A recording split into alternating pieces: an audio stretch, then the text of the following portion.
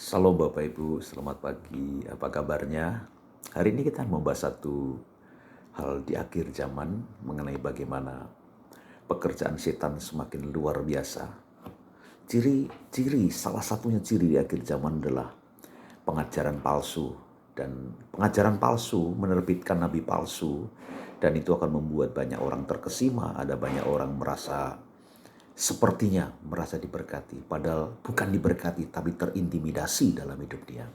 Ada satu ayat Alkitab yang ingin saya bagikan dalam Matius pasal 24. Matius pasal 24 ayat ke-10. Dan banyak orang akan murtad dan mereka akan saling menyerahkan dan saling membenci. Akan ada banyak murtad. Murtad itu bukan berarti dia pindah agama, tapi bisa seagama, akan tetapi dia pemahaman berbeda. Pemahaman yang tentang kebenaran firman Allah itu sangat berbeda. Dan Alkitab menulis dengan jelas bahwa dalam surat Timotius 1 pasal 4 ayat 1 dikatakan begini. Tetapi roh dengan tegas mengatakan bahwa waktu kemudian ada orang yang akan murtad mengikuti roh penyesat dan ajaran setan-setan, politi budaya, pendusta-pendusta yang hati nuraninya memakai cap mereka. Ini yang sedang terjadi. Paulus juga mengatakan bahwa menegaskan bahwa Roh Kudus memperingatkan melalui Paulus untuk Timotius bahwa akan ada roh-roh penyesat, dan itu akan membuat orang murtad dan mengikuti cara-cara yang tidak benar di hadapan Allah. Apa yang terjadi Bapak Ibu? Paulus juga berkata dalam surat Galatia. Bapak Ibu, mari kita lihat Galatia pasal ke-1 itu sangat jelas banget apa yang Tuhan katakan. Aku heran bahwa kamu begitu lekas berbalik daripada dia, dan yang oleh kasih karunia Kristus telah memanggil kamu dan mengikuti suatu Injil lain. Kelihatannya seperti Injil, tapi sebenarnya bukan Injil. Perhatikan, yang sebenarnya bukan Injil. Hanya ada orang yang mengacaukan kamu yang bermaksud untuk memutarbalikkan Injil Kristus. Ada orang yang berusaha memutarbalikkan Injil Kristus. Tetapi sekalipun kami atau seorang malaikat dari surga yang memberitakan kepada kamu suatu Injil yang berbeda dengan Injil yang telah kami beritakan kepadamu, terkutuklah dia. Seperti telah kami katakan dahulu, sekarang kukatakan sekali lagi, jikalau ada orang memberitakan kepadamu suatu Injil yang berbeda dengan apa yang telah kamu terima, terkutuklah dia. Jadi bagaimana sekarang? Adakah aku cari kesukaan manusia, kesukaan Allah? Adakah aku coba berkenan kepada manusia? Sekiranya aku masih mau berkenan kepada manusia, mau mencoba berkenan kepada manusia, maka bukanlah hamba Kristus. Ini suatu Injil lain. Orang bisa murtad bukan karena pindah agama, tapi murtad karena mengikuti Injil lain yang berbeda dengan Injil seperti yang kita punya. Saudara-saudara, ini akhir zaman. Akan ada penyimpangan-penyimpangan. Setan tidak akan tinggal diam dalam hal ini. Setan akan bekerja terus 24 jam untuk menyesatkan orang-orang. Pertanyaannya, kenapa orang bisa disesatkan? Kenapa selama dia bergereja dengan benar, hatinya tidak benar. Hatinya penuh pemberontakan. Hatinya penuh penyelewengan. Hatinya tidak tunduk kepada otoritas. Hatinya tidak mau taat kepada pimpinan, kepada gembala yang dikasih otoritas oleh Tuhan. Ketika membuka celah itulah dia berusaha mencari sesuatu yang berusaha menyenangkan hatinya, yang berusaha membuat dia aman, membuat dia masuk akal dan sebagainya. Dan mari kita belajar di sini. Ciri pengajaran palsu itu apa? Yang pertama, merasa paling benar dari yang lain. Merasa paling benar, merasa paling bagus, merasa paling diilhami oleh Roh Kudus dari gereja-gereja yang lain. Ini bahaya sekali. Kalau sudah begitu, bukan itu roh penghakiman yang muncul. Bukan roh damai sejahtera. Bukan roh persatuan tubuh Kristus. Kenapa tubuh Kristus itu ada yang jadi telinga, ada yang jadi mata, ada yang jadi mulut, ada yang jadi kaki, ada yang jadi jari. Tidak semua sama, tetapi intinya mempermuliakan nama Tuhan. Kalau orang merasa benar, paling benar, pengajaran paling benar, yang lain itu sesat, hati-hati. Itulah pengajar palsu dan pengajar sesat. Yang kedua, menyimpang dari Injil. Injil itu isinya apa? Kabar sukacita, kabar damai sejahtera. Bukan kabar-kabar yang ditambah-tambah, ditafsirkan seenaknya sendiri. Ini akhir zaman banyak seperti itu. Penafsiran-penafsiran yang semau sendiri, menyenangkan diri sendiri, mengintimidasi orang. Injil, kita beritakan Injil, bukan doktrin orang. Kalau doktrin orang, orang itu akan jadi fanatik buta. Tapi kita beritakan Injil supaya orang itu mengalami perubahan hatinya, mengalami pembaharuan. Makanya kata metanonia adalah pembaharuan pikiran. Metanonia itu pertobatan yang sejati, pembaharuan hati, pembaharuan pikiran kita. Bukan di doktrin. Di doktrin itu dicekokin habis-habisan. Sehingga orang mempercayai buta, betul-betul buta mempercayainya. Pokoknya dipercayai saja. Dipercayai saja, dan itu menghasilkan sesuatu yang tidak baik. Injil diberitakan, ditabur. Ketika ditabur, benih itu bisa tumbuh di tanah yang berbatu-batu, di tanah yang semak belukar, di tanah yang subur. Bukan didoktrin. Ketika orang didoktrin habis-habisan, ujungnya menyalahkan gereja lain. Ujungnya menyalahkan kumpulan lain. Merasa dia yang paling benar, paling suci, paling kudus, paling diilhami oleh Roh Kudus. Hati-hati. Walaupun pakai firman. Firman bisa diselewengkan. Oh, sangat bisa. Setan pun juga bisa memakai firman. Dia mengutip firman untuk mencapai Tuhan Yesus. Nah, yang ketiga, ciri pengajaran palsu itu apa? Membuat orang tidak percaya akan keselamatan penebusan darah Yesus. Orang tidak percaya keselamatan penebusan dosa. Dia tidak yakin bahwa dosanya diampuni. Dia berusaha mengampuni dosanya dengan caranya. Dia berusaha membuat dia suci dengan caranya. Pengorbanan darah Yesus Kristus itu mahal. Tapi orang tidak percaya keselamatan. Ciri pengajaran palsu membuat orang bimbang akan keselamatannya. Membuat orang bimbang akan penebusan darah Yesus. Apakah saya sudah diselamatkan atau belum? Alkitab berkata begini. 1 Petrus pasal 1 ayat 18 dan seterusnya. Sebab kamu tahu bahwa kamu telah ditebus dari hidupmu yang sia-sia, yang kamu warisi dari nenek moyangmu.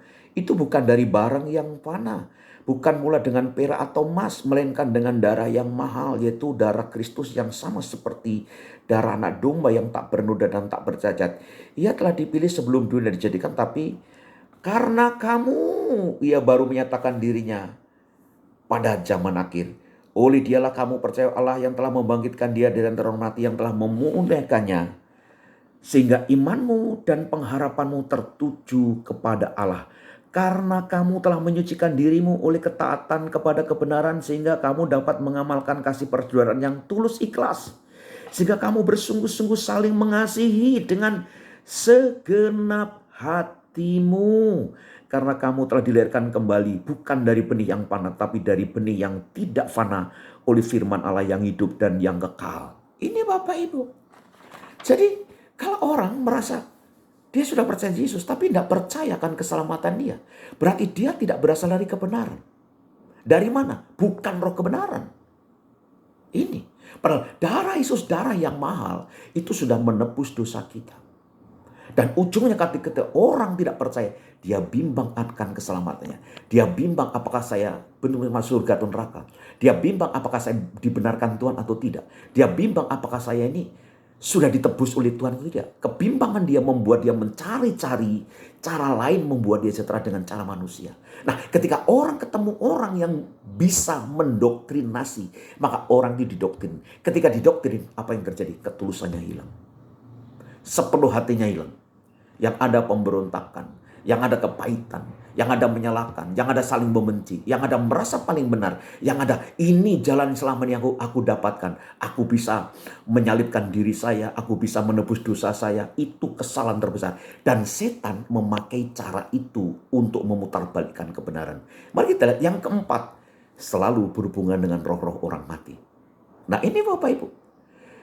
Orang yang sudah ditebus darah Yesus, Alkitab berkata, ketika kamu percaya, dalam Efesus 1 ayat 13, ketika kamu percaya, Roh Kudus ada di dalam diri kamu. Engkau dimaterikan oleh Roh Kudus. Ketika orang dimaterikan Roh Kudus, orang dipimpin Roh Kudus, dan ketika orang lahir baru, Roh Kudus ada di dalam diri dia. Dan kenapa orang selalu terjebak seperti ini, Pak? Contoh, kalau saya bilang sama seseorang, kamu ada setan. Dan orang tuh langsung menanggapi dengan respon energi negatif, pikiran negatif. Yang benar saja, betul ada setan dalam diri kamu. Ketika kita berkata benar ada setan dalam diri kamu, seseorang yang mendengar langsung terintimidasi. Ketika seseorang mendengar terintimidasi, dia berpikir benar juga ya, buktinya aku begini, buktinya aku begini. Disahkan dengan perasaan-perasaan dia. Ujungnya apa? Engkau terjebak dan setan benar-benar tahu engkau buka celah. Akhirnya engkau masuk di dalam jebakannya. Ini padahal roh orang mati itu tidak balik ke dunia. Alkitab menulis, roh orang mati, orang yang tinggal sudah dalam Kristus, dia akan ada di Firdaus. Orang yang di luar Kristus dan orang yang murtad, orang yang tidak benar hidupnya dengan Tuhan, dia di alam maut. Dan Alkitab berkata, tidak ada roh orang mati balik ke dunia. Tidak ada, itu setan. Jadi jangan dipercayai setiap perkataan yang mengatakan ilham roh. Hati-hati, setan bisa memakai siapa saja. Setan bisa menerbitkan dan memakai orang-orang tertentu yang menganggap dia seorang hamba Tuhan, padahal hamba Tuhan palsu. Kenapa? Orang-orang yang tersesat seperti ini, hatinya sebenarnya nggak benar.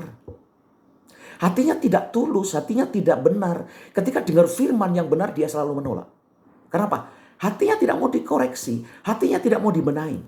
Itu yang terjadi, namanya pemberontakan. Sehingga setan mengambil alih dalam diri dia. Hati-hati. Alkitab berkata, dari buahnya lah engkau bisa melihat orang itu. Dari hasil buahnya lah engkau bisa lihat orang. Orang bisa aja di depan orang baik, kelihatan rohani, padahal sebenarnya nggak seperti itu. Dilihat dari hubungan keluarga, hubungan anak-anak bagaimana. Kelihatan baik-baik, tanya anak-anak, tanya sama istrinya.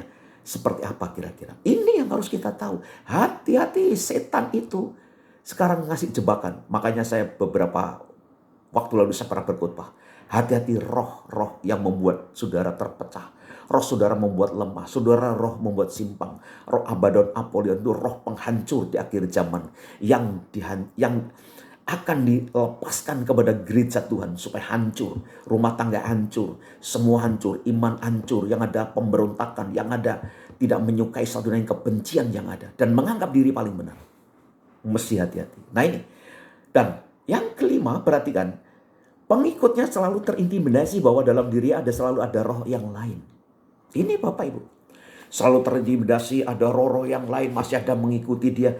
Pak, ketika saudara percaya kepada Kristus, ada Roh Kudus di dalam dirimu. Tapi ada orang mengatakan, oh masih ada roh lain loh. Pertanyaannya, adakah Roh Kudus yang memimpin dirimu selama ini sehingga engkau berbuah, engkau melayani Tuhan, engkau mengalami damai sejahtera Tuhan, mengalami damai sejahtera Tuhan, engkau bagus, lebih baik. Tapi tiba-tiba ada roh yang lain berdiam dalam diri kamu. Tidak ada roh yang lain berdiam bersamaan dengan Roh Kudus dalam diri seseorang. Tidak ada. Tidak ada. Ketika orang dipenuhi Roh Kudus, dia akan berkata, Yesus adalah Tuhan. Ketika orang dipenuhi Roh Kudus, ketika orang ada Roh Kudus, dia akan berkata, Kristus adalah Tuhan satu-satunya dan juru selamat dalam dunia ini. Tetapi roh yang lain, ketika orang dipenuhi roh yang lain, bukan Roh Kudus, dia akan menyangkal Yesus adalah Kristus. Nah ini banyak diputar balikkan sini. Sehingga para pengikut-pengikut selalu terintimidasi bahwa dalam diri dia selalu ada roh yang lain. Akhirnya mencari roh-roh dalam tubuhnya. Ini yang kesalahan fatal. Sehingga itu ketika kita berkata masih ada setan dalam diri saya, engkau buka celah. Alkitab berkata, jangan beri kesempatan kepada iblis sedikit pun. Engkau sedang buka celah, ketika engkau buka celah, apa yang terjadi? Bahaya sekali. Ketika engkau buka celah, setan masuk. Mengintimidasi pikiranmu, mengintimidasi jiwamu. Jiwamu tidak tenang. Engkau selalu merasa dikejar seseorang. Engkau selalu merasa ada roh yang lain dalam tubuhmu. Kenapa? Engkau buka celah. Padahal Alkitab berkata, saya bacakan dalam 2 Timotius 1 ayat 7 dikatakan gini. Sebab Allah memberikan kepada kita bukan roh ketakutan, melainkan roh yang membangkitkan kekuatan, kasih, dan ketertiban. Alkitab juga berkata dalam kitab Roma, engkau tidak menerima roh perbudakan lagi. Sekarang yang membuat roh kamu takut, roh kamu terintimidasi, roh kamu diperbudak itu siapa? Roh setan. Roh penipu di akhir zaman. Roh penyesat di akhir zaman.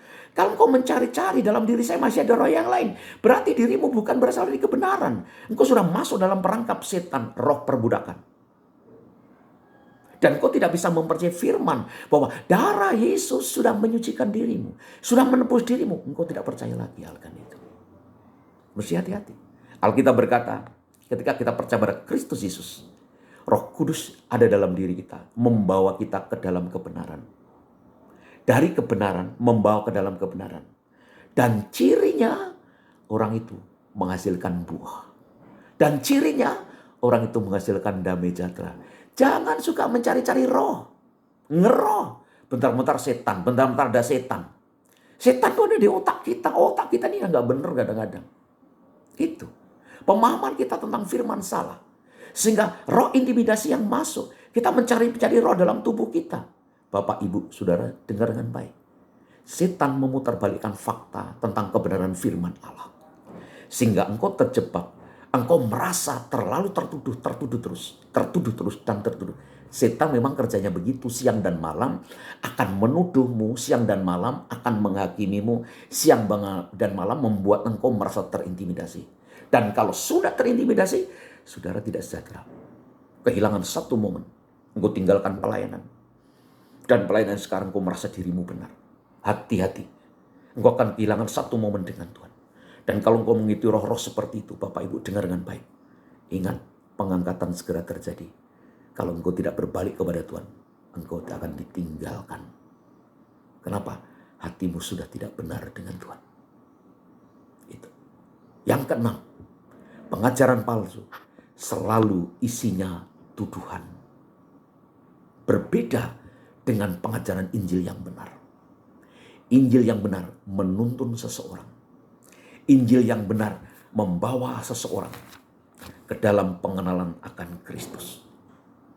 Dan bukan tuduhan terus. Bukan perbudakan. Bedanya apa? Roh setan membuat orang tertuduh akan dosanya seumur hidup dia. Merasa dosanya tidak diampuni. Merasa masih terintimidasi. Merasa masih ada sesuatu yang mengganjal dalam diri dia. Padahal orang benar hidup oleh karena iman. Orangku yang benar hidup oleh karena iman. Pertanyaannya, imanmu di mana? Percaya kepada firmanmu di mana? Kita bukan hidup karena perasaanmu. Roh setan akan menuduh saudara siang dan malam. Dan membuat saudara terintimidasi terus.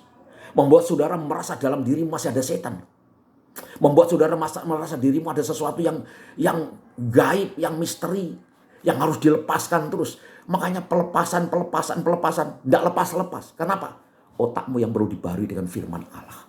Otak kita yang perlu dibarui oleh firman Allah. Ini yang terjadi. Hati-hati dengan penyesatan sekarang. Kelihatannya masuk akal. Kelihatannya benar. Hati-hati. Ujungnya setan itu seperti malaikat terang. Setan itu akan membawa seseorang. Pura-pura mengerti padahal tidak mengerti. Pura-pura mengalami padahal tidak mengerti. Karena apa? Isinya adalah intimidasi. Beda dengan Roh Kudus. Roh Kudus membantu seseorang mengenal kepada Kristus. Lewat apa? Firman. Isinya apa? Damai sejahtera. Dia membimbing orang. Dia membawa orang dari kebenaran ke kebenaran. Dan dia menginsapkan dosa. Apa yang terjadi? Roh Kudus membuat orang rendah hati. Roh Kudus membuat orang penuh ketaatan. Kalau saudara bicara taat kepada Tuhan, sementara dengan pemimpinmu engkau tidak taat, no. Itu bukan Roh Kudus yang memimpin dirimu. Ada roh setan, roh penyesat yang memimpin dirimu. Sementara kau berkata, aku taat kepada Allah yang tidak kelihatan. Aku taat kepada firman. Tapi engkau dengan orang-orang di sekitarmu, dengan hamba Tuhan, dengan gembalamu, engkau memberontak. Merasa dirimu paling benar. Ketika gembalamu berkhotbah, engkau selalu kotak-katik khotbahnya, engkau selalu protes khotbahnya. Walaupun bukan di depan pendeta. Roh apa yang memimpin dirimu? Ini Pak. Hormati gembalamu. Karena dia yang pegang otoritas yang diberikan kepada Tuhan untuk memelihara jiwamu. Tapi karena pemberontakan itulah yang membuat orang pahit, yang membuat orang memberontak, yang membuat orang selalu menyalahkan. Sehingga dia berusaha lari dari didikan yang benar. Gembala yang benar akan membawa orang belajar tunduk otoritas. Gembala yang tidak benar, hamba Tuhan yang tidak benar, membawa orang memberontak. Hati-hati ini, hati-hati sekali. Setan bisa pakai siapa saja. Pendeta bisa dipakai setan, sangat bisa sekali. Rohaniawan bisa sekali. Saudara-saudara dengar baik. Roh Kudus tandanya orang dipimpin kebenaran, ada damai sejahtera. Kalau dirimu sudah nggak ada kebenaran, itu nggak ada damai sejahtera, Pak. Kalau sudah nggak ada damai sejahtera, cepat balik ke Tuhan. Cepat balik ke Tuhan. Jangan sia-siakan waktu. Di mana ada kebenaran kata Alkitab, di situ tumbuh damai sejahtera dan ketenangan selama-lamanya. Kalau sudah tidak tenang, hati-hati. Orang tenang kalau apa? Yesus ditinggikan. Yesus diagungkan. Yesus membawa kita ke dalam ketaatan. Roh Kudus membawa kita ke dalam ketaatan. Roh Kudus membawa kita ke dalam kerendahan hati. Kalau tidak, roh apa yang memimpin? Mari kita lihat di dalam 1 Yohanes pasal 3 ayat 15. Demikian kita ketahui bahwa kita berasal dari kebenaran. Ingat, kita berasal dari kebenaran. Oke? Demikian pula kita boleh menenangkan hati kita di hadapan Allah. Pak, kalau kita berasal dari kebenaran, hati kita tenang di hadapan Allah. Kita punya keyakinan bahwa Allah bersama saya. Kita punya keyakinan bahwa keselamatan ada dalam diri saya. Kita punya keyakinan bahwa dalam diri saya adalah roh, ada roh Tuhan, bukan roh setan. Kenapa? Ada kebenaran. Kebenaran membawa orang dalam kebenaran. Kebenaran melahirkan kebenaran. Kalau orang masih dituduh terus, dia bukan berasal dari kebenaran. Kenapa? Hidupnya tidak benar di hadapan Allah. Kenapa? Setan selalu menuduh siang dan malam. Itu kerjanya. Kita Wahyu berkata, dia akan menuduh kamu siang dan malam. Tapi kenapa? Kita berasal dari kebenaran. Kita boleh menenangkan hati kita di hadapan Allah. Kalau orang hatinya nggak tenang, nggak yakin akan hidupnya, nggak yakin dalam dirinya ada Roh Kudus, hati-hati, engkau sudah menyeleweng dari kebenaran dan digantikan kepalsuan yang ada. Perhatikan ayat 20. Sebab jika kita dituduh olehnya, Allah lebih besar daripada hati kita, serta mengetahui segala sesuatu. Ketika ada tuduhan, kamu belum layak, engkau akan berkata dengan firman, karena engkau berasal dari kebenaran. Engkau berkata, aku sudah dikuduskan darah Yesus. Dalam diriku ada roh Tuhan. Roh Tuhan ada padaku.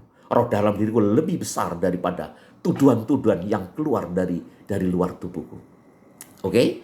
Saudara-saudaraku yang kekasih, jikalau hati kita tidak menuduh kita, maka kita mempunyai keberanian percaya untuk mendekati Allah. Banyak orang bimbang. Kenapa? Tidak berjalan dalam kebenaran dan tidak berasal dari kebenaran. Ketika orang berasal dari kebenaran, kita yakin dan percaya Bapa kita, Allah kita dalam nama Yesus Kristus membuat kita sudah disucikan dari dosa, membuat kita dikuduskan dari dosa dengan darahnya yang mahal. Dan kita punya keyakinan kita mati dipanggil Tuhan, masuk dalam kerajaan surga. Nah ini Pak, Bapak Ibu, yang Bapak Ibu harus tahu. Perhatikan. Oke? Dan kita mempunyai keberanian untuk mendekati Allah. Dan apa saja yang kita minta, kita memperolehnya daripadanya karena kita memenuhi segala perintahnya dan berbuat apa yang berkenan kepadanya. Dan inilah perintahnya supaya kita percayakan nama Yesus Kristus anaknya. Dan supaya kita saling mengasihi sesuai dengan perintah yang diberikan Kristus kepada kita. Barang siapa menuruti segala perintahnya, ia diam dalam Allah dan Allah di dalam dia. Dan demikian kita ketahui bahwa Allah ada di dalam kita, yaitu roh yang telah ia karuniakan kepada kita. Bukan roh orang mati. Bukan roh orang setan. Ada orang berkata pelayanan, itu pakai roh-roh mati. Salah besar. Ini ayat ini Pak. Kalau engkau berasal dari kebenaran, pasti engkau punya keberanian kepada Allah. Menghadap Allah. Pasti engkau berbuah. Pasti engkau punya sebuah keyakinan yang kuat dalam dirimu. Bahwa dalam dirimu ada roh Tuhan. Bukan roh orang mati. Kenapa orang masih percaya seperti itu? Kenapa? Dia tidak berasal dari kebenaran. Dan dia membuka celah pada iblis. Lewat apa? Pemberontakan. Lewat apa? Kepahitan. Lewat apa? Ketidaktulusan. Lewat apa? Merasa pintar. Kesombongan. Tidak ada kerendahan hati. Orang yang dibimbing Roh Kudus penuh rendah hati. Orang yang dibimbing Roh Kudus penuh ketaatan. Dan saya percaya orang semacam ini tidak akan pernah melihat sesuatu dari Tuhan kalau dia masih tidak yakin akan hidupnya. Hati-hati, akhir zaman setan menebar pengajar-pengajar palsu. Setan menebar orang-orangnya untuk menjerat saudara. Saudara tetap dalam Kristus. Di mana gereja lokal saudara, ikuti gereja lokal saudara dimanapun saja berada. Ikuti arahan dari khotbah-khotbah hari Minggu, dengar dengan baik, terima dengan baik. Pak, Kenapa orang memberontak? Kenapa? Dia tidak menerima firman yang disampaikan seorang hamba Tuhan. Selalu gedumel, selalu marah, selalu ini dan itu. Akibatnya apa? Setan ambil alih semuanya. Bapak Ibu, ini sekilas tentang pengajaran palsu, Injil yang lain.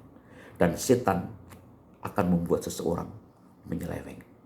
Hati-hati, jangan terlalu percaya akan apapun ilham-ilham roh, hati-hati. Tidak semua roh itu benar. Uji, bagaimana mengujinya? Ada sejahtera di hatimu, ada ketenangan di hatimu, sesuai firman atau tidak. Dan membuat engkau rendah hati enggak? Membuat engkau taat enggak? Membuat engkau memberontak enggak? Itu caranya. Doa saya, engkau semakin diberkati. Akhir zaman, roh kenajisan akan dicurahkan oleh setan di gereja, di orang-orang. Supaya hidupnya najis. Dan najis tidak kudus. Padahal Alkitab berkata, hendaklah kita kudus. Roh jiwa tubuh kita kudus menjelang kedatangan Kristus. Doa saya tetap kuat, tetap semangat dalam mengiring Tuhan. Layani gereja lokal dengan segenap hati. Kasihi hamba Tuhan, kasihi sesamamu. Tolong menolonglah, itu yang Roh Kudus mau di akhir zaman. Kita siap-siap untuk pengangkatan gereja. Bapak Ibu harus siap di dalamnya. Doa saya, Tuhan Yesus memberkati. Shalom.